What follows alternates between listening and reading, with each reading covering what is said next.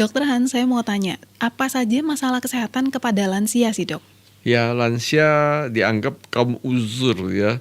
Jadi usianya 65 ke atas ya. Banyak yang sudah kursi roda, ada yang pakai oksigen ya.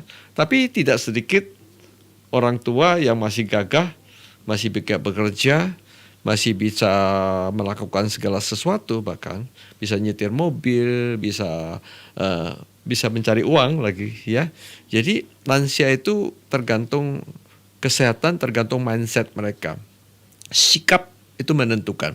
Ya, kalau Anda sudah tua, Anda berpikir Anda sudah tua, lalu jalan juga pelan-pelan, lalu ngomong juga pelan-pelan, Anda jadi betul-betul tua. Tapi kalau Anda sudah tua, berpikir positif, Anda masih bisa berkarya, masih bisa bekerja, masih bisa cari uang, bahkan bisa membimbing, melatih, mengajar, dan bukan main, dan mau belajar. Itu membuat Anda terus menjadi maju dan tidak akan tua. Oleh karena itu kita tahu masalah kesehatan itu apa? Orang tua. Orang tua itu tentu masalah penglihatan berkurang, pendengaran berkurang.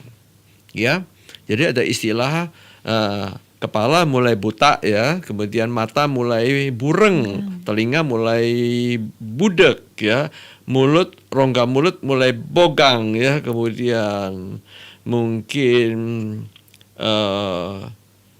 postur mulai bungkuk ya, jadi BBBB, kemudian perut mulai buncit ya, kemudian kantong mulai bokek ya, semua BBB, semua penyakit keluar. Penyakit orang tua itu osteoporosis. Penyakit tua itu ada pikun. Penyakit orang tua mungkin kanker. Penyakit orang tua masalah pembuluh darah ya. Jadi gula keluar, obesitas muncul, nanti kena hipertensi, kena diabetes, kena jantung, kena stroke, kena gagal ginjal, macam-macam gangguan. Ya, itu semua sebetulnya bisa kita halau, bisa kita cegah, bisa kita hindari dengan cara gaya hidup yang benar. Ya, supaya tidak osteoporosis, jemur matahari, bergerak badan, itu tulang kita tetap kokoh.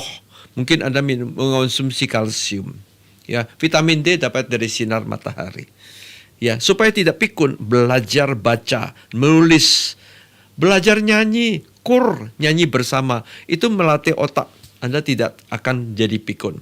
Supaya pembuluh darah kita bagus, ya tidur tidak larut malam, minum air putih, makan ikan laut. Ya, makan sayur, makan buah, makan tahu tempe, mungkin ayam bagian dada. Hindari semua santan, gorengan, jeroan, udang kepiting segala, jangan makan lagi jeroan segala, usus, ati, paru, otak, kikil, buntut, babat segala ya. Daging, sapi, babi, kambing, bebek, kalau orang tua stop semua.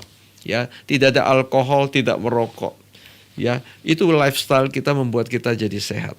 Baik, tapi tentunya juga kesehatan di masa tua itu dipengaruhi oleh kebiasaan kita dari masa muda itu tadi ya dok. Gimana jadinya kalau misalkan masa muda kita yang punya lifestyle yang tidak baik, akhirnya waktu di masa tua sudah terjadi komplikasi. Nah gimana kita mau makan apa nih dok yang boleh? Ya ini paling penting ini. Ini statement ini yang sangat penting sekali. Sejak muda Anda harus menabung kesehatan. Tabung kesehatan sejak muda.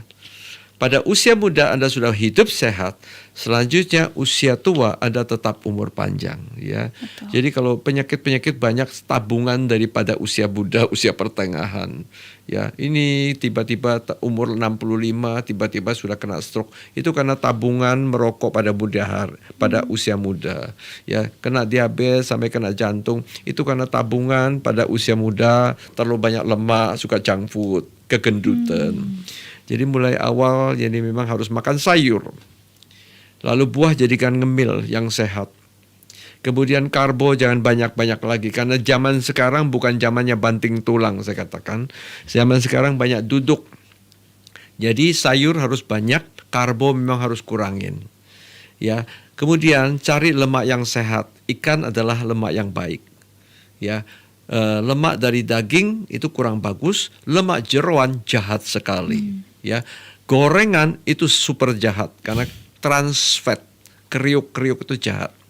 Sehingga kalau kita ngerti seperti itu, kita bisa ngincipi sedikit, tapi kita makan banyak sayur buah, kemudian kita bergerak badan 30 menit, enggak usah ngoyo, enggak usah berat-berat, tapi kita sehat.